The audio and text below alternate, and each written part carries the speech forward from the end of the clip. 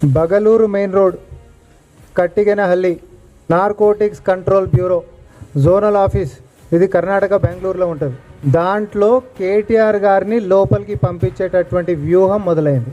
గతంలో హైదరాబాద్లో డ్రగ్స్కి సంబంధించినటువంటి సెలబ్రిటీలకు సంబంధించినటువంటి డ్రగ్స్ మ్యాటర్లో ఒక హీరోయిన్ ఇచ్చినటువంటి స్టేట్మెంట్లో కేటీఆర్ గారి పేరు ప్రస్తావనని ఈరోజు బీఆర్ఎస్ పార్టీలో ఆధిపత్య పోరు కోసం తాతాలాడుతున్నటువంటి ఒక టాల్ పర్సనాలిటీ, ట్రబుల్ షూటర్లు మరి ఆ స్టేట్మెంట్లోని కేటీఆర్ పేరుని వాడుకొని నార్కోటిక్స్ కంట్రోల్ బ్యూరోలో కేటీఆర్ని ఇరికించేటటువంటి కుట్రలు చేస్తూ ఉన్నారు.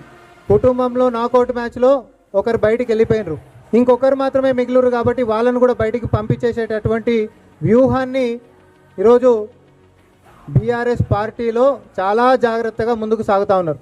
అప్పటి కేసులో ఆ స్టేట్మెంట్లో ఉంటున్నటువంటి పేరుతోటి ఎప్పటికైనా భవిష్యత్తులో ఇరకాటంలో పెట్టొచ్చు అనేటటువంటి దురుద్దేశంతో తద్వారా రాజకీయ లబ్ధి పొంది ఆ పార్టీలో ఆధిపత్యానికి వచ్చి పార్టీ పగ్గాలు చేతబట్టాలనేటటువంటిది నెక్స్ట్ కాంపిటేటర్ అయినటువంటి టాల్ పర్సనాలిటీకి మాత్రమే ఉంటుంది. కాబట్టి ఈ కుట్రల పాపం ప్రపంచానికి తెలియకుండా చేస్తామని చెప్పి అనుకుంటున్నట్టు కానీ దురదృష్టవశాత్తు అన్ని విషయాలు బయటకు వస్తూనే ఉంటాయి.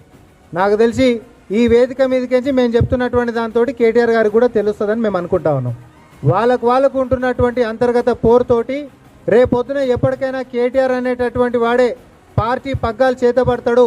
అది జరగొద్దు అని అంటే కేటీఆర్ని గట్టిగా ఇరికించేటటువంటి ఒక వ్యవహారం ఉండాలి. కాబట్టి narcotics control bureau zonal office బెంగళూరులో ఉంటున్నటువంటి దాని దగ్గర వ్యూహం పన్నుతున్నది ఎవరు అనేటటువంటిది భవిష్యత్తులో మీరు అందరు కూడా చూస్తారు.